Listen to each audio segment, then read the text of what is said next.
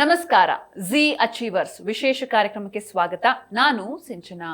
ಮನುಷ್ಯನಿಗೆ ಸಾಧನೆಯ ಛಲ, ಹಠ ಇರಬೇಕು. ಜೀವನದಲ್ಲಿ ಏನಾದ್ರೊಂದು ಸಾಧಿಸಿ ಸಾರ್ಥಕತೆಯನ್ನ ಕಂಡುಕೊಳ್ಬೇಕು ಅಂತ ಸಾಕಷ್ಟು ಜನರು ಹೋರಾಟ ಮಾಡ್ತಿರ್ತಾರೆ. ಅದರಲ್ಲಿ ಕೆಲವರು ಸಫಲರಾದ್ರೆ ಇನ್ನೂ ಕೆಲವರು ವಿಫಲರಾಗ್ತಾರೆ. ಆದ್ರೆ ಬಡತನದ ಬೇಗೆಯಲ್ಲಿ ಬೆಂದು ನೊಂದು ಬದುಕಿಗೆ ಹೊಸ ಅರ್ಥ ಕಂಡುಕೊಂಡವರ ಸಂಖ್ಯೆ ಕಡಿಮೆಯೇ. ಹೀಗೆ ನಾನು ಸಮಾಜಕ್ಕೆ ಏನಾದ್ರೊಂದು ಕೊಡುಗೆ ಸೇವೆಯನ್ನ ನೀಡಬೇಕು ಅಂತ ಉತ್ಕಟ ಹಠದಿಂದ ಬೆಳೆದು ಬಂದವರು ರಾವ ಸಾಹೇಬ್ ನಿವೃತ್ತಿ ಐಹೊಳೆ ಅವರು. ಬನ್ನಿ ಅವ್ರನ್ನ ಕಾರ್ಯಕ್ರಮಕ್ಕೆ ಸ್ವಾಗತಿಸೋಣ.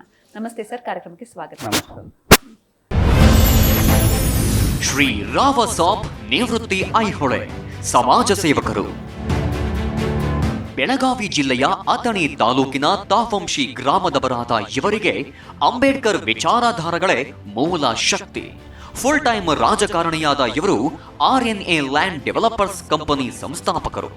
ಜಾರಕಿಹೊಳಿ ಕುಟುಂಬದ ಜೊತೆ ಒಡನಾಟ ಹೊಂದಿರೋ ಇವರು ಕಾಂಗ್ರೆಸ್ ಪಕ್ಷದ ನಿಷ್ಠಾವಂತ ಕಾರ್ಯಕರ್ತನಾಗಿ ಸೇವೆ ಸಲ್ಲಿಸುತ್ತಿರೋ ಜನಾನುರಾಗಿ. ಸಾವಿರಾರು ಎಕರೆ ಲ್ಯಾಂಡ್ ಡೆವಲಪರ್ ಆದ ಇವರು ಶಿಕ್ಷಣ ಕ್ಷೇತ್ರದಲ್ಲೂ ಕೂಡ ಸಾಧನೆ ಮಾಡಿದ್ದಾರೆ. ತಮ್ಮದೇ ಶಿಕ್ಷಣ ಸಂಸ್ಥೆ ಹೊಂದಿರುವ ವಿದ್ಯಾದಾನಿ.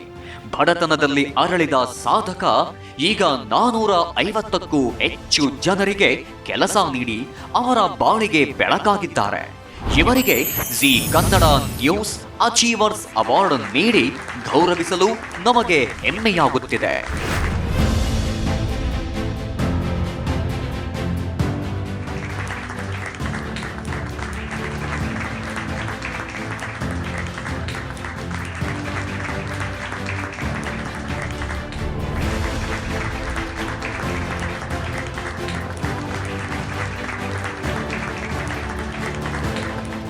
ಜಿ ಕನ್ನಡ ನ್ಯೂಸ್ ವತಿಯಿಂದ ನನಗೆ ಅಚೀವರ್ಸ್ ಅವಾರ್ಡ್ ಏನು ಕೊಟ್ಟಿದ್ರಿ, ಇದು ನಾನು ಇನ್ನಷ್ಟು ಸಮಾಜಮುಖಿ ಹಾಗೂ ಶೈಕ್ಷಣಿಕ ಕಾರ್ಯಗಳನ್ನು ಮಾಡಲಿಕ್ಕೆ ಹುಮ್ಮಸ್ಸು ಬರ್ತಾಯಿದೆ. ಇಂಥ ಒಂದು ಗಡಿ ಭಾಗದ ಉದ್ಯಮಿಯನ್ನು ನೀವು ಸೆಲೆಕ್ಷನ್ ಮಾಡಿ ಇವತ್ತು ನನಗೆ ಅಚೀವರ್ಸ್ ಅವಾರ್ಡ್ಸನ್ನು ಏನು ಕೊಟ್ಟಿದ್ರಿ, ನಿಮ್ಮ ವಾಹಿನಿಗೆ ನಾನು ಯಾವತ್ತೂ ಚಿರಋಣಿಯಾಗಿರ್ತೀನಿ ಅಂಥೇಳಿ.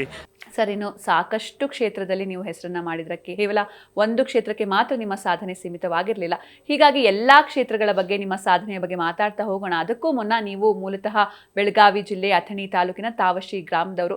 ನಿಮ್ಮ ಕುಟುಂಬ, ಬಾಲ್ಯ, ಹಿನ್ನೆಲೆ, ಎಜುಕೇಷನ್ ಇದೆಲ್ಲದ್ರ ಬಗ್ಗೆ ಹೇಳಿ ಸರ್. ನಾನು ಅಥಣಿ ತಾಲೂಕಿನ ತಾವಶಿ ಗ್ರಾಮದಲ್ಲಿ ಅತ್ಯಂತ ಬಡ ಕುಟುಂಬದಲ್ಲಿ ಜನಿಸಿದ್ದೇನೆ. ನನ್ನ ಬಾಲ್ಯ ಜೀವನ 7ನೇವರೆಗೆ ಶಿಕ್ಷಣ ತಾವಶಿಯಲ್ಲಿ ಮುಗೀತು. ನನಗೆ 2 ಬ್ರದರ್ಸ ಮತ್ತು 4 ಜನ ಸಿಸ್ಟರ್ಸ್. ಹೀಗೆ ನಾನು ಅಲ್ಲಿ ತಾವಶಿಯಲ್ಲಿ 7ನೇಯನ್ನು ಕಲಿತು ಮುಂದೆ ಅಲ್ಲಿಂದ ಒಂದು 6 ಕಿಲೋಮೀಟ್ರ್ ಅನಂತಪುರ ಅಂತ ಒಂದು ಗ್ರಾಮದಲ್ಲಿ ಹೋಬಳಿ ಮಟ್ಟದಲ್ಲಿ BCM ಹಾಸ್ಟೆಲ್ದಲ್ಲಿ 10ನೇ ತರಗತಿಯನ್ನು ಕಲಿತು ಮುಂದೆ ತೆಲಸಂಗ ಮಹಾತ್ಮ ಗಾಂಧಿ ವಿದ್ಯಾಲಯದಲ್ಲಿ 2nd ಇಯರನ್ನು ಕಲಿತು ಶಿಕ್ಷಣವನ್ನು ಕಲಿಯುತ್ತಾ ಟೈಲರಿಂಗ್ ಮಾಡುತ್ತಾ ನನ್ನ ಶಿಕ್ಷಣವನ್ನು ಹಾಗೆ ಕಂಟಿನ್ಯೂ ಮಾಡ್ಕೊತ ಹೋದೆ. ಅಥಣಿಯಲ್ಲಿ ಸುಮಾರು 2000 ಇಸ್ವಿಯಲ್ಲಿ ಸತ್ಯಂ ಟೇಲರ್ ಅನ್ನುವಂಥ ಒಂದು ಉದ್ಯೋಗವನ್ನು ಪ್ರಾರಂಭಿಸಿ SMS ಕಾಲೇಜಲ್ಲಿ ಅಥಣಿ ಮುರುಗೇಂದ್ರ ಶಿವಯೋಗಿ ಕಾಲೇಜಲ್ಲಿ ಡಿಗ್ರಿಯನ್ನು ಮುಗಿಸಿ. ನಮ್ಮ ತಂದೆಯವರು ಚಿಕ್ಕವರು, ನಾನು 9ನೇ ತರಗತಿಯಲ್ಲಿದ್ದಾಗ ನಮ್ಮ ತಂದೆಯವರು ತೀರ್ಕೊಂಡ್ರು. ನಮ್ಮ ಜವಾಬ್ದಾರಿ ಎಲ್ಲ ನಮ್ಮ ಸಿಸ್ಟರ್ಗಳು 2 ಸಣ್ಣವರು, ಹಾಗೆ ನಮ್ಮ ಬ್ರದರ್ಗಳು ಎಲ್ಲ ಜವಾಬ್ದಾರಿ ಬಡತನದಲ್ಲಿ ಹಾಸ್ಟೆಲ್ದಲ್ಲಿ ಜೀವನವನ್ನು ತೆಗೀತಾ ಟೈಲರಿಂಗ್ ಕಲಿತಾ ಮುಂದೆ ಅಥಣಿಯಲ್ಲಿ ಸತ್ಯಂ ಟೇಲರ್ ಅನ್ನುವಂಥ ಒಂದು ಉದ್ಯೋಗವನ್ನು ಪ್ರಾರಂಭಿಸಿ ಆ ಟೈಲರಿಂಗ್ ಮುಖಾಂತರ ನಾವು ಶಿಕ್ಷಣವನ್ನು ಕಲಿತು ಅದೇ ಪ್ರಾರಂಭಿಸಿ ಒಂದು ಉದ್ಯೋಗವನ್ನು ಮಾಡ್ತಾ ನಾವು ರಿಯಲ್ ಎಸ್ಟೇಟ್ ಹಾಗೂ ಕರ್ನಾಟಕ ರಕ್ಷಣಾ ವೇದಿಕೆ ಮತ್ತು 2010ರಲ್ಲಿ ರಾಜಕೀಯವಾಗಿ ನಮ್ಮ ತಾಯಿಯವರು ಸುಮಾರು 5 ಪೀರಿಯಡ್ಗಳ ಗ್ರಾಮ ಪಂಚಾಯತ್ ಸದಸ್ಯರಾಗಿದ್ದರು. ನಾನು 10th ಇದ್ದಾಗ ನಮ್ಮ ತಾಯಿಯವರು ಗ್ರಾಮ ಪಂಚಾಯತ್ ಸದಸ್ಯರಾಗಿದ್ದರು. ಅವರ ಜೋಡಿ ಇರೋದು, ಅವರಿಗೆ ಸಹಾಯ ಹೆಲ್ಪ್ ಮಾಡ್ಕೋತಾ ನಾನು ಅಥಣಿಯಲ್ಲಿ ನನ್ನ ಎಲ್ಲ ಡಾಕ್ಯುಮೆಂಟ್ಸ್ಗಳನ್ನು ಮಾಡಿ 2013ರಲ್ಲಿ ನಾನು ಅಥಣಿ ಪುರಸಭೆಗೆ ಚುನಾವಣೆಗೆ ಸ್ಪರ್ಧಿಸಿ ಆವಾಗ ನಾನು ಗೆಲುವನ್ನು ಸಾಧಿಸಿದೆ. ಮುಂದೆ 2.5 ವರ್ಷ ಆದ ಬಳಿಕ ನನ್ನನ್ನು ನಮ್ಮ ಜಾರಕಿಹೊಳಿ ಕುಟುಂಬದವರು ನನ್ನನ್ನು ಅಧ್ಯಕ್ಷನನ್ನಾಗಿ ಮಾಡಿದರು ಪುರಸಭೆ. ಆಮೇಲೆ ಮತ್ತು 2020ರಲ್ಲಿ ಮತ್ತು ನನಗೆ ಟಿಕೆಟ್ ಕೊಟ್ಟರು, ನಮ್ಮ ಮಿಸ್ಸಸ್ಗೂ ಟಿಕೆಟ್ ಕೊಟ್ಟರು. ಇವತ್ತು ನಾವಿಬ್ಬರು ನಮ್ಮ ಮಿಸ್ಸಸ್ಸು ನಾನು ಇಬ್ಬರು ಪುರಸಭೆ ಸದಸ್ಯರಾಗಿದ್ದೀವಿ ಅಥಣಿ ಒಳಗೆ. 2013 ನಾನು ಒಂದು ರಿಯಲ್ ಎಸ್ಟೇಟ್ ಅರಣ್ಯ ಲ್ಯಾಂಡ್ ಡೆವಲಪರ್ಸ್ ಅನ್ನುವಂಥ ಒಂದು ರಿಯಲ್ ಎಸ್ಟೇಟ್ ಮಾಡುತ್ತಾ ಆದರ್ಶ ಶಿಕ್ಷಣ ಸಂಸ್ಥೆಯನ್ನು 2002ರಲ್ಲಿ ಪ್ರಾರಂಭಿಸಿದೆ. ಇವತ್ತು ನಮ್ಮ ಆದರ್ಶ ಶಿಕ್ಷಣ ಸಂಸ್ಥೆಯಲ್ಲಿ ಸುಮಾರು 1,000 ವಿದ್ಯಾರ್ಥಿಗಳ ಇವತ್ತಲ್ಲಿ ಪಾಠ ಕಲಿತಿದ್ದಾರೆ. LKG UKG ಹಿಡ್ಕೊಂಡು ಇಂಗ್ಲೀಷ್ ಮೀಡಿಯಮ್ 10th ಮಟ್ಟ ಅದಾರೆ, ಕನ್ನಡ ಮೀಡಿಯಮ್ LKG ಹಿಡ್ಕೊಂಡು 10th ಮಟ್ಟ ಅದ. ಈಗ ಹೊಸದಾಗಿ ಮುರುಗೇಂದ್ರ ಶಿವಯೋಗಿ ಡಿಗ್ರಿ ಕಾಲೇಜನ್ನು, ಚಿತ್ರಕಲಾ ಕಾಲೇಜನ್ನು ಪ್ರಾರಂಭಿಸಿದ್ದೀವಿ. ಇವತ್ತು ನಮ್ಮ ಶಿಕ್ಷಣ ಅನ್ನೋದು ನಮಗೆ ಭಾಳ ಬಡತನದಲ್ಲಿ ನಾವು ಹಾಸ್ಟೆಲ್ದಲ್ಲಿ ಕಲ್ತಿದ್ದೀವಿ. ಈಗಿನ ವಿದ್ಯಾರ್ಥಿಗಳಿಗೆ ಅನುಕೂಲ ಆಗಲಿ ಅನ್ನುವಂಥ ಒಂದು ಒಳ್ಳೆಯ ಹಿತದೃಷ್ಟಿಯಿಂದ ಶಿಕ್ಷಣ ಒಂದು ಕಡು ಬಡವರಿಗೆ ಸಿಗಲಿ ಅನ್ನುವಂಥ ಉದ್ದೇಶದಿಂದ ಇವತ್ತು ನಾವು ಶಿಕ್ಷಣ ರಂಗದಲ್ಲಿ ಇವತ್ತು ಸಾಧನೆಯನ್ನು ಮಾಡ್ಕೊತಾ ಹೊಂಟಿದ್ದೀವಿ. ನಮಗೇನು ಕಷ್ಟ ಬಂದೈತಿ ಅವು ಮುಂದಿನ ಜನರಿಗೆ ಆಗಬಾರ್ದು ಅನ್ನೋಂಥ ಒಂದೇ ಒಂದು ಉದ್ದೇಶ.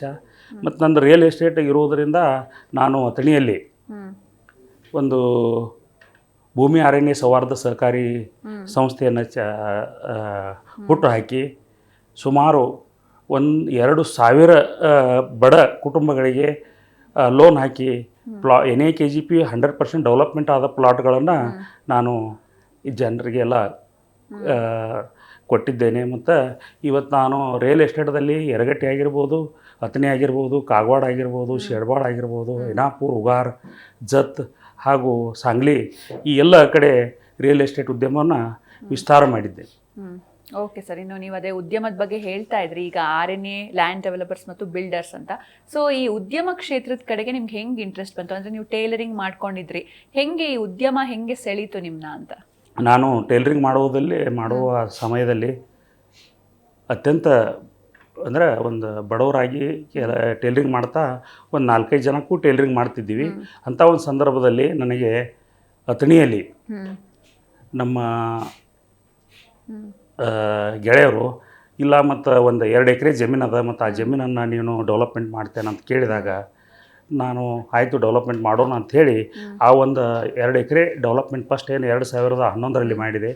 ಆ ಡೆವಲಪ್ಮೆಂಟ್ ಮಾಡುವ ವೇಳೆಯಲ್ಲಿ ನನಗೆ ಅದರಿಂದ ಸಾಕಷ್ಟು ದುಡ್ಡು ಉಳಿತಾಯ ಆಯಿತು. ಈ ಟೈಲರಿಂಗ್ದಲ್ಲಿ ನಾವು ಪ್ರತಿ ತಿಂಗಳ ಒಂದು 10-20 ಸಾವಿರ ರೂಪಾಯಿ ಗಳಿಸ್ಬೋದು, ಆದರೆ ರಿಯಲ್ ಎಸ್ಟೇಟಲ್ಲಿ ತಿಂಗಳಿಗೆ ಲಕ್ಷಗಟ್ಟಲೆ ಗಳಿಸ್ಬೋದು ಅನ್ನುವಂಥ ಒಂದು ಮಹದಾಶೆ ಅಲ್ಲಿ ಸೇರಿತು. ಆವಾಗ ಟೈಲರಿಂಗ್ ಮಾಡ್ಕೋತ ನಾನು ರಿಯಲ್ ಎಸ್ಟೇಟ್ ಹಾಗೂ ಶಿಕ್ಷಣ, ರಾಜಕೀಯವಾಗಿ ಇವೆಲ್ಲ ಹೊಂದ್ಕೊಂಡು ಮಾಡುತ್ತೆ. ಸರ್, ಇನ್ನು ಅದೇ ಶಿಕ್ಷಣ ಕ್ಷೇತ್ರದ ಬಗ್ಗೆ ನಾವು ನೋಡ್ತಾ ಹೋಗೋದಾದ್ರೆ, ಈ ಎಜುಕೇಷನ್ ಫೀಲ್ಡಲ್ಲಿ ಏನಾದರೂ ಒಂದು ಸಾಧನೆ ಮಾಡಬೇಕು ಅಥವಾ ಸೇವೆ ಮಾಡಬೇಕು ಅಂತ ಯಾಕೆ ಅನಿಸ್ತು? ಅಂದರೆ ಯಾವ್ದಾದ್ರು ಘಟನೆಗಳು, ನಿಮ್ಮ ಚಿಕ್ಕ ವಯಸ್ಸಲ್ಲಿ ನಡೆದಿರುವಂಥ ಘಟನೆಗಳು ಏನಾದರೂ ಇನ್ಸ್ಪೈರ್ ಆಯ್ತಾ, ಹೇಗೆ? ನಾವು ತೌಶಿಯಲ್ಲಿದ್ದಾಗ ನಮ್ಮ ಮನೆ ಎಕ್ದಮ್ ಚಿಕ್ಕದಿತ್ತು. ನಾವು 4 ಜನ ನಮ್ಮ ಸಿಸ್ಟರ್ಗಳು, 3 ಜನ ನಾವು ಬ್ರದರ್ಗಳು, ನಮ್ಮ ತಾಯಿ, ನಮ್ಮ ಅಜ್ಜ ಅಜ್ಜಿ, ಇಷ್ಟು ಜನ 3 ಅಂಕಣ ಮನೆಯಲ್ಲಿ ಇರ್ತಿದ್ವಿ. 20 ಒಂದು ಮನೆಯಲ್ಲಿ ಇರ್ತಿದ್ದೀವಿ. ಇದಕ್ಕಾಗಿ ನಾವು ಎಲ್ಲ ಹೊತ್ತು ಮಣಗಿತ್ತಂದ್ರೆ ಊಟ ಮಾಡಿ ಸ್ಕೂಲಲ್ಲಿ ಹೋಗಿ ಮನ್ಕೊಳ್ಳೋಂಥ ಪ್ರಸಂಗ ಇತ್ತು. ಅಷ್ಟು ಬಡತನ ನಮಗೆ. ಇಂಥ ಒಂದು ಬಡತನದಿಂದ ನಾವೆಲ್ಲ ಕಲ್ತಿದ್ದೀವಿ ಹಾಸ್ಟೆಲ್ದಲ್ಲಿ. ಈಗಿನ ಕಡು ಬಡವರಿಗೆ, ರೈತರಿಗೆ, ದಲಿತರಿಗೆ ಅನುಕೂಲ ಆಗಲಿ ಅನ್ನುವಂಥ ಒಂದು ಉದ್ದೇಶದಿಂದ LKG UKG ಹಿಡ್ಕೊಂಡು ಆದರ್ಶ ಶಿಕ್ಷಣ ಸಂಸ್ಥೆಯನ್ನು ಹುಟ್ಟು ಹಾಕಬೇಕು ಅನ್ನುವಂಥ ಒಂದು ಮಹದಾಶೆಯಿಂದ ಅದನ್ನು ನಾನು ಪ್ರಾರಂಭಿಸಿದೆ. ಎಸ್ ಸರ್, ಇನ್ನು ನೀವು ಸಹಕಾರಿ ಕ್ಷೇತ್ರದಲ್ಲೂ ಕೂಡ ಆಕ್ಟಿವ್ ಆಗಿದ್ದೀರಾ. 1-2 ಕ್ಷೇತ್ರ ಅಲ್ಲ, ಎಲ್ಲ ಕ್ಷೇತ್ರದಲ್ಲೂ ಇದ್ದೀರಾ. ಈ ಸಹಕಾರಿ ಕ್ಷೇತ್ರದ ಬಗ್ಗೆ ಹೇಳಿ ಸರ್. ನಾನು ಸಹಕಾರಿ ಕ್ಷೇತ್ರದಲ್ಲಿ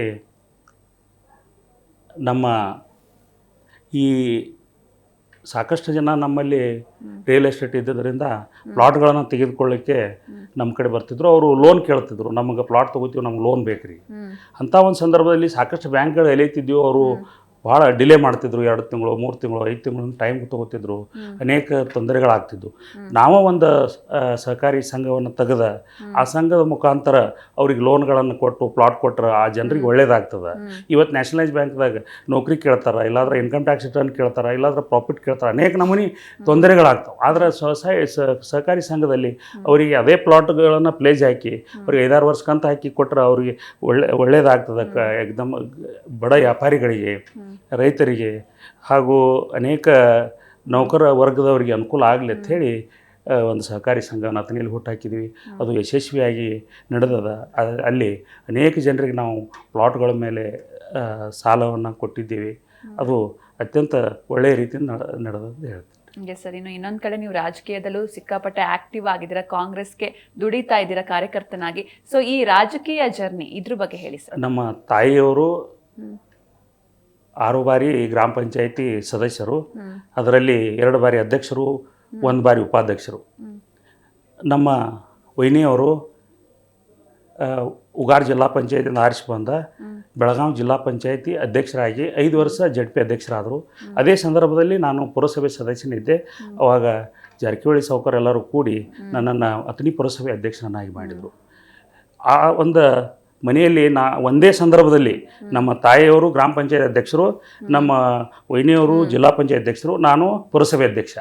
ಇದು ಎಲ್ಲ ಕಡೆ ಒಂದು ಹರ್ಷವನ್ನು ಉಂಟು ಮಾಡಿತ್ತು. ಐಹೊಳೆಯವ್ರ ಮನೆತನ ರಾಜಕೀಯವಾಗಿ ಅನುಕೂಲ ಆಗ್ಯದ, ಅವರು ಜನರ ಸೇವೆ ಮಾಡಲಿ ಅನ್ನೋಂಥ ಶಿವಯೋಗಿ ಸಿದ್ದೇಶ್ವರ ಆಶೀರ್ವಾದ ನಮಗೆ ಸಿಕ್ತೈತೆ ಹೇಳಿ ತಮ್ಮ ವಾಹಿನಿ ಮುಖಾಂತರ ಹೇಳ್ತೀನಿ. ಆಮೇಲೆ ಈಗಾಗಲೇ ನನಗೆ ಹಾಗೂ ನನ್ನ ಪತ್ನಿಗೆ 2 ಟಿಕೆಟ್ಗಳನ್ನು ನನಗೆ ಕೊಟ್ಟ ಇವತ್ತು ನಾವು ಇಬ್ಬರು ಪುರಸಭೆ ಸದಸ್ಯರಿದ್ದೀವಿ. Yes sir. ಇನ್ನೊಂದು ಕಡೆ ನೀವು ಹೇಳಿದ್ರಿ ಜಾರಕಿಹೊಳಿ ಕುಟುಂಬ ನಿಮಗೆ ಇದು ಮಾಡಿದ್ರು ಅಂತ. ಬಟ್ ಈ ಜಾರಕಿಹೊಳಿ ಕುಟುಂಬದ ಜೊತೆ ನಿಮ್ಮ ಒಡನಾಟ ಹೇಗಿದೆ ಅಂತ ಸರ್? ಯಾಕಂದ್ರೆ ಈಗ ನಾವೆಲ್ಲರೂ ಕೂಡ ರಾಜಕೀಯ ಅಂದರೆ ದೂರದಿಂದ ನೋಡ್ತೀವಿ, ಅವ್ರ ಹತ್ರ ಹೋಗೋದಕ್ಕೆ ಆಗೋದಿಲ್ಲ. ಸೊ ನೀವು ಅವ್ರ ಜೊತೆ ಇದ್ದೀರಾ, ಒಡನಾಟ ಹೇಗಿದೆ ನಿಮ್ಮದು ಅಂತ? ಜಾರಕಿಹೊಳಿ ಸಾವ್ಕಾರ ಹೇಳೋದಂದ್ರೆ ರೀ, ಅತ್ಯಂತ ಕಡು ಬಡವ್ರನ್ನ ಹೆಲ್ಪ್ ಮಾಡುವಂಥದ್ದಾಗಲಿ, ನಾವೇನು ಅಪೇಕ್ಷೆ ಇಟ್ಟಿರ್ತೀವಿ ಅದಕ್ಕಿಂತ ಹೆಚ್ಚು ನಮಗೆ ಅವರು ಸಹಾಯ ಸಹಕಾರಗಳನ್ನು ಮಾಡಿದ್ದಾರೆ. ಅದಕ್ಕಾಗಿ ಅವರಿಗೆ ನಾವು ಯಾವತ್ತೂ ಚಿರೋಣೆ ಆಗಿರ್ತೀವಿ. Yes sir. ಇಷ್ಟೆಲ್ಲ ನೀವು ಅಂದರೆ ಬೇರೆ ಬೇರೆ ಕ್ಷೇತ್ರಗಳಲ್ಲಿ ಇದ್ದೀರಾ, ಇದಕ್ಕೆ ನಿಮ್ಮ ಕುಟುಂಬದ ಸಪೋರ್ಟ್ ಹೇಗಿದೆ ಸರ್ ಇವಾಗ? ಇಷ್ಟೆಲ್ಲ ಆಗಲಿಕ್ಕೆ ಕಾರಣ ನನ್ನ ತಾಯಿ ಹಾಗೂ ನನ್ನ ಅಣ್ಣಂದಿರು ಹಾಗೂ ನಮ್ಮ ವೈನಿಯವರಾಗಿರ್ಬೋದು, ನಮ್ಮ ಪತ್ನಿಯವರಾಗಿರ್ಬೋದು, ಯಾವತ್ತೂ ನಮಗೆ ಸಪೋರ್ಟ್ ಕೊಡ್ತಾ ಇದ್ದಾರೆ. ನೀವು ಒಳ್ಳೆ ರೀತಿಯಿಂದ ಕಾರ್ಯವನ್ನು ಮಾಡಿರಿ. ಯಾವತ್ತೂ ನಮ್ಮ ಹಿಂದೆ ನಮ್ಮ ತಾಯಿಯವ್ರು ಹೇಳ್ತಾರೆ, ನೀ ಯಾವತ್ತೂ ಒಳ್ಳೆಯದನ್ನು ಮಾಡಪ್ಪ, ಯಾರಿಗೂ ಕೆಟ್ಟದ್ದನ್ನು ಮಾಡಬೇಡ ಅನ್ನುವಂಥ ಒಂದು ಮಾರ್ಗದರ್ಶನ ನಮ್ಮ ತಾಯಿಯವರು ಇನ್ನೂ ಕೊಡ್ತಾರೆ. ಇವತ್ತು ನಮ್ಮ ತಾಯಿಯವರಿಗೆ 83 ವಯಸ್ಸು, ಅವರು ಈಗ ಗ್ರಾಮ ಪಂಚಾಯತಿ ಮೆಂಬರ್ ಇದ್ದಾರೆ. ಓಕೆ. ಈಗಲೂ ಕೂಡ ಕೆಲಸ ಮಾಡ್ತಾನೆ ಇದ್ದಾರೆ. ಹೌದೌದು. Yes sir. ಈಗ ಸಮಾಜ ಸೇವೆ ಬಗ್ಗೆ ನೋಡ್ತಾ ಹೋಗೋದಾದ್ರೆ ನೀವು ಹೇಳಿದ್ರಿ ಅಂದರೆ 4,000 ಜನಕ್ಕೆ ನೀವು ಪ್ಲಾಟ್ ಕೊಟ್ಟಿದ್ದೀರಾ. ಸೊ ಈ ಸಮಾಜಕ್ಕೆ ಏನಾದರೂ ಒಂದು ಸೇವೆ ನಿಮ್ಮ ಕಡೆಯಿಂದ ಮಾಡಬೇಕು ಅಂತ ಯಾಕೆ ಅನಿಸ್ತು? ಇದ್ರ ಬಗ್ಗೆ ಹೇಳಿ ಸರ್. ಇವತ್ತು ಅತ್ಯಂತ ಕಡು ಬಡತನದಲ್ಲಿ ನಾನು ಹುಟ್ಟಿದ್ದರಿಂದ ಪ್ರತಿ ತಿಂಗಳ ಒಂದು 10,000 ರೂಪಾಯಿ ನಾವು ದುಡಿದು ಗಳಿಸಿ ಅದರಲ್ಲಿ ಉಳಿತಾಯ ಮಾಡಿ ಏನಾದರೂ ಸಾಧನೆ ಮಾಡಬೇಕಾದ್ರೆ ಜನರಿಗೆ ಪ್ರತಿ ತಿಂಗಳ ಒಂದೊಂದು 2-5 ಸಾವಿರ ರೂಪಾಯಿ ಗೊಳೆ ಮಾಡಿ ಸುಮಾರು 2-3-5 ವರ್ಷ ಗಂಟಲೆ ಕೂಡಿ 1 ಲಕ್ಷ 2 ಲಕ್ಷ 5 ಲಕ್ಷ ಕೂಡಿ ಒಂದು ಪ್ಲಾಟ್ ತೊಗೊಳೋದಾಗೋದಿಲ್ಲ. ಅದಕ್ಕಾಗಿ ಅತ್ಯಂತ ಕಡು ಬಡವರು ಇವತ್ತು ಆಸ್ತಿವಂತರಾಗಲಿ ಸ್ಥಿತಿವಂತರಾಗಲಿ ಅನ್ನುವಂಥ ಉದ್ದೇಶದಿಂದ ನಾನು ಸುಮಾರು 3-4 ಸಾವಿರ ಪ್ಲಾಟ್ಗಳನ್ನು ವ್ಯಾಪಾರಸ್ಥರಿಗಾಗಿರ್ಬೋದು, ಸಾಮಾನ್ಯ ಕೂಲಿ ಕಾರ್ಮಿಕರಿಗಾಗಿರ್ಬೋದು, ಅನೇಕ ರೈತರಿಗಾಗಿರ್ಬೋದು ಪ್ಲಾಟ್ಗಳನ್ನು ಕೊಡುವಂಥ, ಲೋನ್ ಮಾಡಿ ಕೊಡುವಂಥ ವ್ಯವಸ್ಥೆಯನ್ನು, ಕಂತು ಮೇಲೆ ಕೊಡುವಂಥ ವ್ಯವಸ್ಥೆಯನ್ನು ಪ್ರಾಮಾಣಿಕವಾಗಿ ಮಾಡ್ಕೊತಿದ್ದೇನೆ. ಆದರೆ 100% ಡೆವಲಪ್ಮೆಂಟ್ ಏನೇ ಆಗಿರ್ಬೋದು, KGP ಲೇಔಟು, ರೋಡು, ಗಟರು ಎಲ್ಲ ಏಕದಮ್ ಸಿಸ್ಟಮೆಟಿಕ್ ಲೇಔಟ್ ಮಾಡೋದು. ಅಂದರೆ ಯಾವುದೂ ಆ ಲೇಔಟದಲ್ಲಿ ತೊಂದರೆ ಆಗಿರಬಾರ್ದು. ಆ ಪ್ರಕಾರ ಇವತ್ತು 15 ವರ್ಷ ನಾನು ಲೇಔಟ್ ಮಾಡ್ತಾ ಬಂದಿದ್ದೀನಿ. Yes sir. ಈಗ ಉದ್ಯಮ ಅಂತಂದರೆ ಅಲ್ಲಿ ಸಾಕಷ್ಟು ಏಳು ಬೀಳುಗಳು ಇದ್ದೇ ಇರುತ್ತೆ. ನೀವು ಏನೆಲ್ಲ ಚಾಲೆಂಜಸ್ಗಳನ್ನ ಇಷ್ಟು ವರ್ಷಗಳು ಫೇಸ್ ಮಾಡಿದ್ರಿ, ಜೊತೆಗೆ ಅದನ್ನೆಲ್ಲ ಹೆಂಗೆ ಮೆಟ್ಟಿ ನಿಂತ್ರಿ ಅಂತ? ಇವತ್ತು ರಿಯಲ್ ಎಸ್ಟೇಟ್ ಅನ್ನೋದು ದುಡ್ಡಿದ್ದವ್ರದ್ದು ಅಂಥೇಳಿ ಕೆಲವೊಬ್ರು ಮಾತಾಡ್ತಾರೆ. ಆದರೆ ನಮ್ಮ ಬೆಳಗಾವಿ ಜಿಲ್ಲೆಯಲ್ಲಿ ರೈತರು ನಮಗೆ ಜಮೀನು ಡೆವಲಪ್ಮೆಂಟ್ ಮಾಡಿರಿ, ಮಾರಾಟ ಮಾಡಿ ನಮಗೆ ರೊಕ್ಕ ಕೊಡ್ರಿ ಅನ್ನುವಂಥ ಭಾವನೆಗಳನ್ನು ನಮಗೆ ಹೆಲ್ಪ್ ಮಾಡ್ಯಾರ ರೈತರು. ಇವತ್ತು ಒಂದು ಎಕರೆ ಜಮೀನು ಕಿಮ್ಮತ್ತು 1 ಕೋಟಿ 2 ಕೋಟಿ ರೂಪಾಯಿ ಎಕರೆ ಜಮೀನು ಕಿಮ್ಮತ್ತು. ಇವತ್ತು ನಾವು ಒಂದು 20 ಎಕರೆ 30 ಎಕರೆ ಒಂದು ಲೇಔಟ್ ಮಾಡ್ಬೇಕಾದ್ರೆ ಸುಮಾರು 20-30 ಕೋಟಿ ರೂಪಾಯಿ ನಾವು ಲೋನ್ ಮಾಡಬೇಕು, ಇಲ್ಲಾಂದ್ರೆ ಏನ್ರಿ ಸಾಲ ಮಾಡಬೇಕು. ಇಂಥ ಪ್ರಸಂಗದಾಗ ನಾವು ರೈತರಿಗೆ ಒಂದು 50% ಅಮೌಂಟ್ ಕೊಟ್ಟು ಅವ್ರ ಹೆಸರಲ್ಲೇ NAKGIP ಮಾಡಿ, ಅವ್ರ ಹೆಸರಲ್ಲೇನ ಪ್ಲಾಟ್ಗಳನ್ನು ಸೇಲ್ ಮಾಡಿ, ಅವ್ರ ಹೆಸರಲ್ಲೇನ ಅಧಿಕೃತ ಎಲ್ಲ ಡಾಕ್ಯುಮೆಂಟ್ಸ್ ತಯಾರು ಮಾಡಿ, ಅವ್ರ ಹೆಸರು ಲೋನ್ ಮಾಡಿ, ಈ ಟೈಪ್ ಜನರಿಗೆ ಕೊಡೋದ್ರಿಂದ ನಾವು ಅಲ್ಲಿ ಒಂದು ಸ್ವಲ್ಪ ಹೆಚ್ಚಿಗೆ ನಮಗೂ ಅರ್ನಿಂಗ್ ಆಯ್ತು. ಯಾಕಂದರೆ ನಾವು ಹೊರಗೆಲ್ಲರೆ ಬಡ್ಡಿ ಹಂಗೆ ತೆಗೆದು ದಂಧೆ ಮಾಡ್ತಿದ್ದೀವಿ ಅಂದರೆ ಲೋನ್ ಅದು ಮಾಡಿದ್ದೀವಿ ಅಂದರೆ ನಮಗೆ ಪ್ರಾಫಿಟ್ ಅಷ್ಟು ಉಳಿತಿದ್ದಿಲ್ಲ. ಇವತ್ತು ನಮಗೆ ರೈತರ ಹೊಲದ ಮಾಲಕರು ನಮಗೆ ಸಾಕಷ್ಟು ಹೆಲ್ಪ್ ಮಾಡ್ಯಾರ ಅನ್ನೋ ಉದ್ದೇಶದಿಂದ ಇಷ್ಟು ಅಚೀವ್ಮೆಂಟ್ ಆಗಲಿಕ್ಕೆ ಇದು ಒಳ್ಳೆಯ ಸಹಕಾರಿ ಆಯ್ತು. ಎಸ್ ಸರ್, ಇನ್ನು ನೀವು ಇಷ್ಟೆಲ್ಲ ಕ್ಷೇತ್ರಗಳಲ್ಲಿ ಸಾಧನೆ ಮಾಡಿ ಇವತ್ತಿಲ್ಲಿ ಕೂತಿದ್ದೀರಾ. ಸೊ ನಿಮಗೆ ರೋಲ್ ಮಾಡೆಲ್ ಯಾರು ಸರ್? ಶೈಕ್ಷಣಿಕವಾಗಿ, ಆರ್ಥಿಕವಾಗಿ, ರಾಜಕೀಯವಾಗಿ, ಸಾಮಾಜಿಕವಾಗಿ ಬೆಳೀಲಿಕ್ಕೆ ನನಗೆ ಸಾಕಷ್ಟು ಜನ ಸ್ಫೂರ್ತಿಯಾಗಿದ್ದಾರೆ. ಅದರಲ್ಲಿ ನಮಗೆ ಜಾರಕಿಹೊಳಿ ಕುಟುಂಬ ಅನ್ನೋದು ಭಾಳ ಸ್ಫೂರ್ತಿ ಅದ. ನಮ್ಮ ಸತೀಶ್ ಅಣ್ಣ ಆಗಿರ್ಬೋದು, ಪ್ರಿಯಾಂಕಾ ಅಕ್ಕ ಆಗಿರ್ಬೋದು, ರಮೇಶ್ ಜಾರಕಿಹೊಳಿ ಸಾವ್ಕಾರ ಆಗಿರ್ಬೋದು, ಇವರೆಲ್ಲ ನಮಗೆ ಭಾಳ ಸಪೋರ್ಟ್ ಮಾಡ್ಯಾರ ಅಂಥೇಳಿ ನಾವು ಅತಿ ಕಡು ಬಡತನದಲ್ಲಿ ಇದ್ದು ಇವತ್ತು ಈ ಮಟ್ಟಕ್ಕೆ ಬರಲಿಕ್ಕೆಲ್ಲ ಅವ್ರ ಕಾರಣ ಅಂಥೇಳಿ ತಮ್ಮ ವಾಹಿನಿ ಮುಖಾಂತರ ಹೇಳಿಕ್ಕೆ ಇಷ್ಟಪಡ್ತೀನಿ. ಎಸ್ ಸರ್, ಇನ್ನು ಈ ಉದ್ಯಮ ಮತ್ತು ರಾಜಕೀಯ ಇವೆರಡರಲ್ಲಿ ನಿಮಗೆ ಜಾಸ್ತಿ ತೃಪ್ತಿ ಕೊಟ್ಟಿರುವಂತಹ ಕ್ಷೇತ್ರ ಯಾವುದು ಸರ್? ಜಾಸ್ತಿ ತೃಪ್ತಿ ಕೊಟ್ಟಿದ್ದು ಶೈಕ್ಷಣಿಕ ರಂಗ ಜಾಸ್ತಿ ತೃಪ್ತಿ ಕೊಟ್ಟಿದೆ. ಯಾಕಂದ್ರೆ ಇವತ್ತು ನಾವು ಅತ್ಯಂತ ಬಡತನದಲ್ಲಿ ಶಿಕ್ಷಣವನ್ನು ಕಲ್ತಿದ್ದೀವಿ. ಇವತ್ತು ನಾವು ಹಾಸ್ಟೆಲ್ದಲ್ಲಿ BCM ಹಾಸ್ಟೆಲ್ದಲ್ಲಿ ಶಾಲೆಯನ್ನು ಕಲಿಯುವಾಗ ನಮ್ಗೆ ಹೊಟ್ಟೆ ತುಂಬ ಊಟ ಸಿಗ್ತಿದ್ದಿಲ್ಲ. ಅಂಥ ಒಂದು ಸಂದರ್ಭದಲ್ಲಿ ನಾವು ಸ್ಕೂಲ್ ಕಲ್ತಿದ್ದೀವಿ.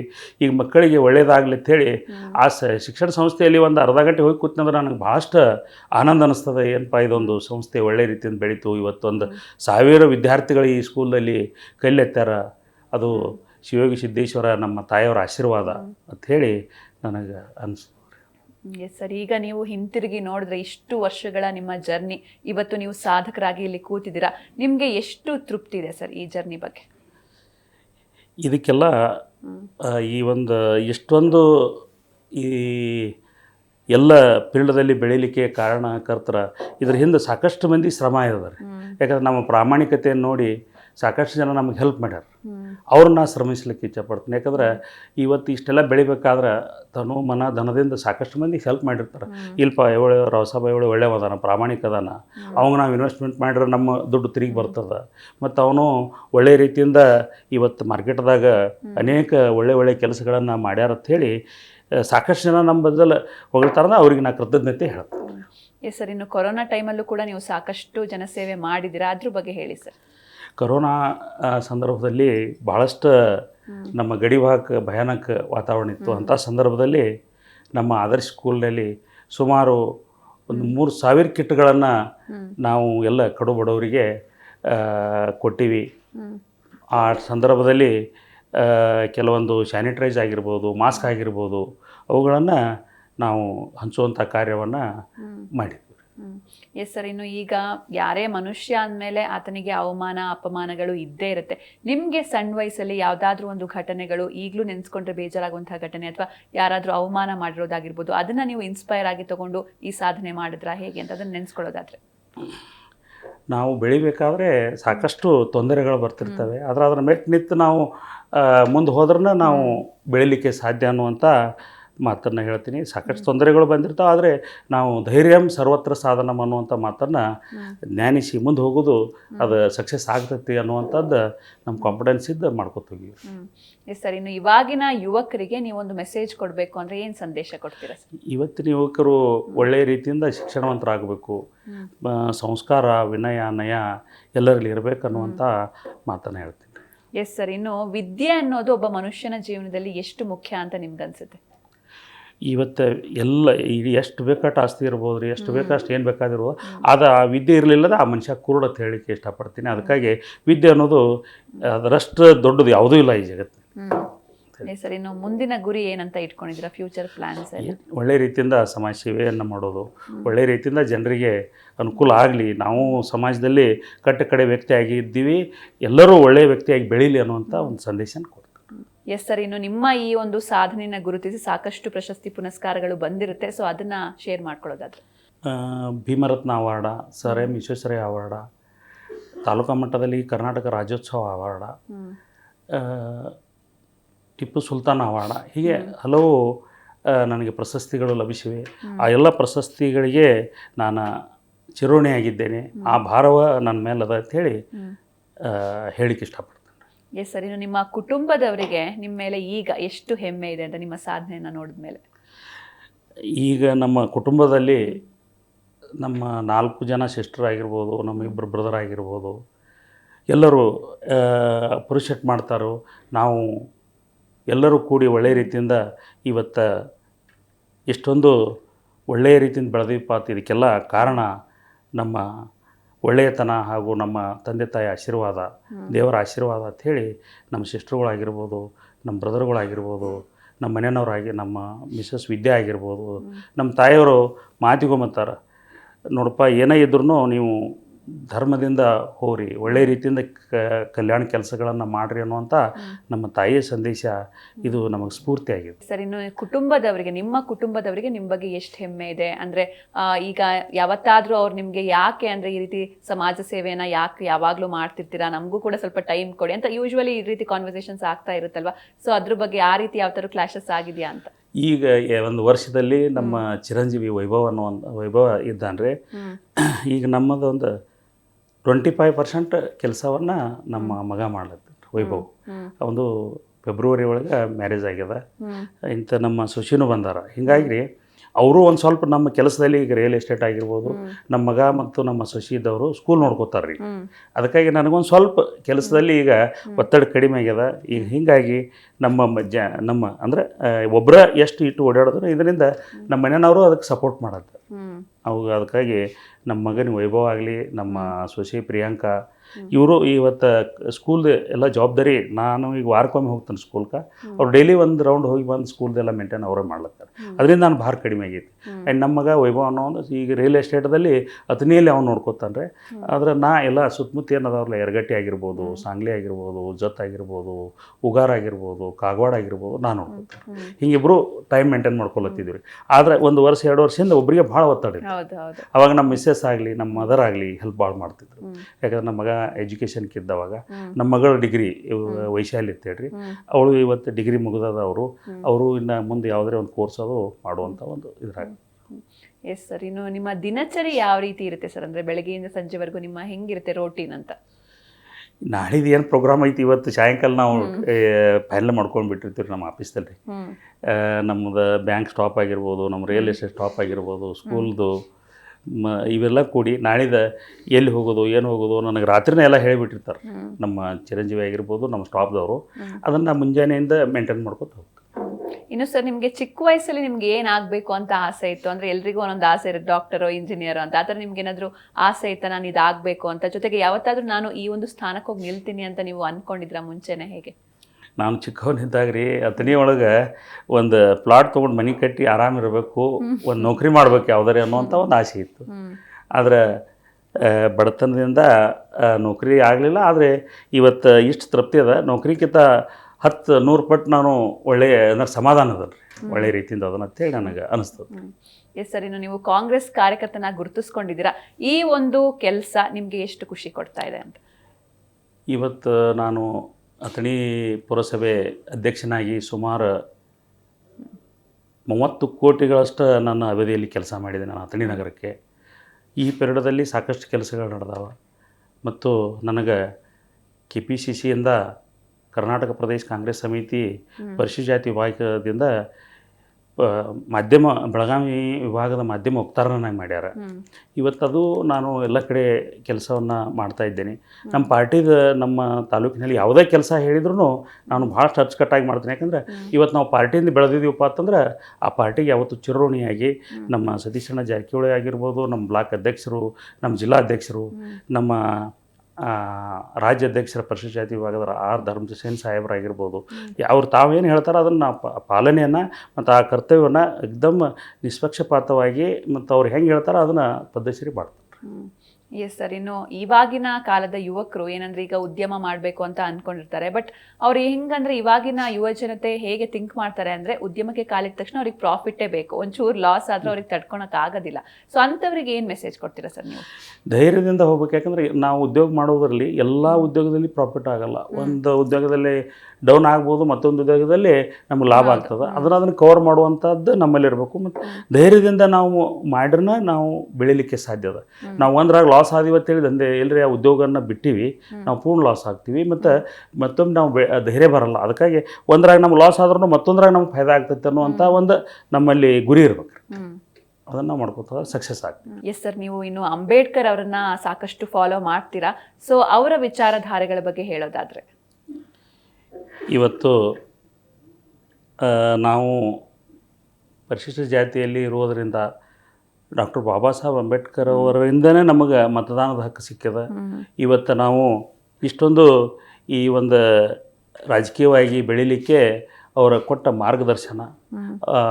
ಡಾಕ್ಟರ್ ಬಾಬಾ ಸಾಹೇಬ್ ಅಂಬೇಡ್ಕರ್ ಎಲ್ಲರೇ ಅವರು ಸಂವಿಧಾನವನ್ನು ಬರೀಲಿಲ್ಲ ಅಂದ್ರೆ ಇವತ್ತು ನಾವು ಊರು ಹೊರಗಿರಬೇಕಾದಂಥ ಪ್ರಸಂಗ ಇತ್ತು. ಅಂಥ ಒಂದು ಮಹಾನ್ ನಾಯಕರ ಇವತ್ತು ನಾವು ಪೂಜೆ ಮಾಡ್ತೀವಿ. ಮತ್ತು ಅವ್ರ ಮಾರ್ಗದರ್ಶನದಲ್ಲಿ ಇವತ್ತು ನಾವು ನಮ್ಮ ಕೆಲಸ ಕಾರ್ಯಗಳಾಗಿರ್ಬೋದು, ನಮ್ಮ ವ್ಯವಹಾರಗಳಾಗಿರ್ಬೋದು, ಎಲ್ಲವನ್ನ ನಮ್ಮ ಡಾಕ್ಟರ್ ಬಾಬಾ ಸಾಹೇಬ್ ಅಂಬೇಡ್ಕರ್ ಅವರ ಹಾಕಿಕೊಟ್ಟ ಮಾರ್ಗ ಅಂತ ಹೇಳಿ ಇಷ್ಟಪಡ್ತೀನಿ. Yes sir. ಇನ್ನು 450ಕ್ಕೂ ಹೆಚ್ಚು ಜನರಿಗೆ ನೀವು ಕೆಲಸ ಕೊಟ್ಟಿದ್ದೀರಾ. ಸೊ ಇದ್ರ ಬಗ್ಗೆ ಹೇಳಿ ಸರ್. ಇವತ್ತು ನಾ ಹೇಳ್ಬೇಕಂದ್ರೆ ಹೆಮ್ಮೆ ಅನ್ನಿಸ್ತದೆ. ಯಾಕಂದ್ರೆ ನಾವು ಒಂದು ಸಣ್ಣ ಟೈಲರಿಂಗ್ ಮಾಡುವಂಥ ಒಬ್ಬ ವ್ಯಕ್ತಿ ಇವತ್ತು ನಮ್ಮ ಶಿಕ್ಷಣ ಸಂಸ್ಥೆಯಲ್ಲಿ ಸುಮಾರು 70 ಶಿಕ್ಷಕರು ನೌಕರಿಯನ್ನು ಮಾಡ್ತಾ ಇದ್ದಾರೆ. ಹಾಗೂ ಬ್ಯಾಂಕ್ನಲ್ಲಿ ಸುಮಾರು ಒಂದು 20ರಿಂದ 25 ಜನ ದುಡಿತಾ ಇದ್ದಾರೆ. ಇವತ್ತು ರಿಯಲ್ ಎಸ್ಟೇಟ್ದಲ್ಲಿ ಸುಮಾರು 200ರಿಂದ 300 ಜನ ನಮ್ಮ ರಿಯಲ್ ಎಸ್ಟೇಟ್ದಲ್ಲಿ ದುಡಿತಾ ಇದ್ದಾರೆ. ಹಾಗೂ ನಮ್ಮ ಎಲ್ಲ ಆಫೀಸ್ಗಳಲ್ಲಿ ಒಂದು 50ರಿಂದ 60 ಜನ ದುಡಿತಾ ಇದ್ದಾರೆ. ಇವತ್ತು ಆ ಒಂದು ಅವರ ಇವತ್ತು ಇಟ್ಟು ಜನ ನಮ್ಮ ಕಡೆ ಬರ್ತಾರೆ, ಇಲ್ರಿ ನಮಗೆ ಕೆಲಸ ಇಲ್ಲ, ಕೆಲಸ ತಗೋರಿ, ನಾವು ನೀವು ಪ್ರಾಮಾಣಿಕವಾಗಿ ದುಡಿತೀವಿ, ನಮಗೆ ರಿಯಲ್ ಎಸ್ಟೇಟ್ದಲ್ಲಿ ನಾಲೆಜ್ ಐತಿ, ನಮ್ಮ ಸ್ಕೂಲ್ನಲ್ಲಿ ನಾಲೆಜ್ ಐತಿ, ಬ್ಯಾಂಕ್ನಲ್ಲಿ ನಾಲೆಜ್ ಐತಿ, ಕೋರ್ಸ್ ಮುಗಿದವ ತೊಗೊರಿ ಅಂತ ಬರ್ತಾರೆ. ಆದ್ರೆ ನನಗೆ ಅನ್ನಿಸ್ತದೆ ಇವತ್ತು ನಾವು ಒಬ್ಬರಲ್ಲಿ ಕೆಲಸವನ್ನು ಮಾಡುವಂಥ ಒಂದು ಸ್ಥಿತಿಯಲ್ಲಿದ್ದವರು ನಮ್ಮಲ್ಲಿ ಇಷ್ಟು ಜನ ಇವತ್ತು ಅವರ ಉಪಜೀವನವನ್ನು ಮಾಡ್ತಾರೆ. ಅದು ನಮ್ಗೆ ಹೆಮ್ಮೆ ಅದ. ಯಾಕಂದ್ರೆ ಇವತ್ತು ಉದ್ಯೋಗ ಮಾಡ್ತಾರೆ ಅಂಥೇಳಿ ಅವ್ರದ್ದು ಸಂಸಾರ ಆಗಿರ್ಬೋದು, ಅವ್ರ ಮನೆ ಒಳ್ಳೆ ರೀತಿಯಿಂದ ನಡೆಯೋಕ್ಕೆ ಸಾಧ್ಯ ಅದ. Yes sir. ಇನ್ನು ನಿಮ್ಮ ಶಿಕ್ಷಣ ಸಂಸ್ಥೆಗಳಲ್ಲಿ ಈಗ 1ನೇ ತರಗತಿಯಿಂದ 10ನೇ ತರಗತಿ ತನಕ ಸಾವಿರಾರು ಜನ ವಿದ್ಯಾರ್ಥಿಗಳು ಓದ್ತಾ ಇದ್ದಾರೆ. ಸೊ ಎಷ್ಟು ವರ್ಷ ಆಯಿತು ಸರ್ ಇದನ್ನ ಸ್ಟಾರ್ಟ್ ಮಾಡಿ ಸಂಸ್ಥೆಯನ್ನು? ನಾ ಸಂಸ್ಥೆ 2003ರಲ್ಲಿ ಸ್ಟಾರ್ಟ್ ಮಾಡಿದ್ವಿ. ಈ 2010ರಿಂದ ಸಂಸ್ಥೆ ಬೆಳ್ಕೋತ ಕರೋನಾ ಸಂದರ್ಭದಲ್ಲಿ ಸಂಸ್ಥೆ ಎಲ್ಲರೂ ಅಲ್ಲತ್ರು, ಇಲ್ಲ ಬಂದ್ಬಿಡ್ತದೆ ಅಲ್ಲ ಹತ್ರ. ಅಂಥ ಒಂದು ಸಂದರ್ಭದಲ್ಲಿ ನನಗೆ ಶಿಕ್ಷಕರು ಮತ್ತು ಶಿಕ್ಷಕ ಮಾತೆಯರು ಭಾಳಷ್ಟು ಸಪೋರ್ಟ್ ಮಾಡ್ರಿ. ಸರ್ ನೀವೇನೋ ಎದಿಗೊಂದು ಬೇಡ್ರಿ, ನಮ್ಗೆ ಅರ್ಧ ಪಗಾರ ಕೊಡ್ರಿ, ಅಂದರೂ ನಾವು ಸ್ಕೂಲ್ ಬರ್ತೀವಿ. ಮತ್ತು ಆ ವರ್ಷ ನಿಮಗೆ ಹೇಳೋದಂದರೆ ಹೊರಗಿನ ಬಿಸ್ನೆಸ್ಸು ನಮ್ಮದು ರಿಯಲ್ ಎಸ್ಟೇಟ್ ಬಂದಾಗಿತ್ತು. ನಮ್ಮ ಸ್ಕೂಲ್ದಲ್ಲಿ ಯಾವ ಫೀನೂ ಇಲ್ಲ. ಇಂಥ ಸಂದರ್ಭದಲ್ಲಿ ಆ ಶಿಕ್ಷಕ ಮಾತೆಯರಿಗೆ ನಾನು ಧನ್ಯವಾದಗಳನ್ನು ಹೇಳಬೇಕು. ಯಾಕಂದರೆ ಅವ್ರು ಅಂದ್ರೆ ನೀವು ಯಾವೂ ಎದಿಗುದ್ನು ಬೇಡ್ರಿ, ನಮಗೆ ಅರ್ಧ ಪೇಮೆಂಟ್ ಕೊಡ್ರಿ, ಮುಂದೆ ಪೇಮೆಂಟ್ ಕೊಡಕತ್ರಿ, ಆದರೆ ಒಳ್ಳೆ ರೀತಿಯಿಂದ ಶಿಕ್ಷಣವನ್ನು ಇದನ್ನು ಸ್ಕೂಲ್ ಬೆಳೆಸೋಣ ಅಂಥೇಳಿ ಅವರು ಈ ಕರೋನಾ ಆದ ಬಳಿಕ ಪ್ರತಿಯೊಂದು ಮನೆಗೆ ಹೋಗಿ ವಿಸಿಟ್ ಕೊಟ್ಟರು. ತಂಡ 4 ಮಂದಿ, 2 ಟೀಚರ್ಗಳು 2 ಮಾಸ್ತರ್ಗಳು ಕೂಡಿ ಒಂದೊಂದು ಏರಿಯಾದಾಗ ಹೋಗಿ ಇಲ್ಲ ಮತ್ತು ಕರೋನಾದಾಗ ಏನಾಗೈತಿ ನೀವೇನು ತಲೆ ಕೆಡಿಸ್ಕೊಬೇಡ್ರಿ, ನಮ್ಮ ಸ್ಕೂಲಿಗೆ ಬರ್ರಿ, ನೀವು ಅಡ್ಮಿಷನ್ ಮಾಡ್ಕೊರಿ, ಮತ್ತು ಬರ್ರಿ, ಅದೇನಾದ್ರು ರೋಗ ಬಂದಿತ್ತು ಹೋಗೈತಿ ಅನ್ನುವಂಥ ಭಾವನೆಯನ್ನು ಇಟ್ಕೊಂಡು ಅದರಲ್ಲೇ ನಮ್ಮ ಒಂದು 4-5 ಮಾಸ್ತರ್ಗಳು ಸರ್ಗಳಾಗಿರ್ಬೋದು, ನಮ್ಮ ಎಲ್ಲ ಗೆಳೆಯರಾಗಿರ್ಬೋದು, ಕರೋನಾ ಸಂದರ್ಭದಲ್ಲಿ ನಾವು ಸ್ಕೂಲ್ನೊಳಗೆ ಎಲ್ಲ ಕಿಟ್ಗಳನ್ನು ತಯಾರು ಮಾಡಿ ಎಲ್ಲರಿಗೂ ಹಂಚುವಂಥ ವ್ಯವಸ್ಥೆ ಮಾಡಿದ್ವಿ ಕರೋನಾ ಸಂದರ್ಭದಲ್ಲಿ. ಯಾಕಂದರೆ ಕರೋನಾ ಅನ್ನೋ ಮಹಾಮಾರಿ ಒಬ್ರಿಗೊಬ್ರು ಮನೆಗೆ ಹೋಗುವಂಥ ಪ್ರಸಂಗನೂ ಇದ್ದಿದ್ದಿಲ್ಲ. ಅಂಥಲ್ಲಿ ಎಲ್ಲ ಸ್ಯಾನಿಟೈಸರ್ ತಂದು ಅವ್ರಿಗೆಲ್ಲ ಇಟ್ಕೊಂಡು ಅವೆಲ್ಲ ಕೆಲಸ ಮಾಡೋದ್ರಿಂದ ನಮ್ಮ ಸ್ಕೂಲ್ ಕರೋನಾದಿಂದ ಭಾಳಷ್ಟು ಇಂಪ್ರೂವ್ಮೆಂಟ್ ಆಯಿತು. Yes sir. ಇನ್ನು ಇಷ್ಟು ಹೊತ್ತು ನಿಮ್ಮ ಪ್ರೀಷಿಯಸ್ ಟೈಮ್ನ ನಮಗೆ ಕೊಟ್ಟಿದ್ದಕ್ಕೆ ಥ್ಯಾಂಕ್ ಯು ಸೋ ಮಚ್. ನಮಸ್ಕಾರ. ಎಸ್, ನೋಡಿದ್ರಲ್ವಾ ವೀಕ್ಷಕರೇ, ಶ್ರೀಯುತ ರಾವ ಸಾಹೇಬ್ ನಿವೃತ್ತಿ ಐಹೊಳೆ ಅವರ ಸಾಧನೆಯ ಬದುಕು ಹೇಗಿತ್ತು ಅಂತ. ಇವರ ಮುಂದಿನ ಜೀವನಕ್ಕೆ ಶುಭವಾಗಲಿ ಅಂತ ಹಾರೈಸ್ತಾ ಇದಾಗಿತ್ತು ಇವತ್ತಿನ ವಿಶೇಷ. ನೋಡ್ತಾ ಇರಿ ಜಿ ಕನ್ನಡ ನ್ಯೂಸ್, ಸತ್ಯವೇ ಸುದ್ದಿಯ ಜೀವಾಳ.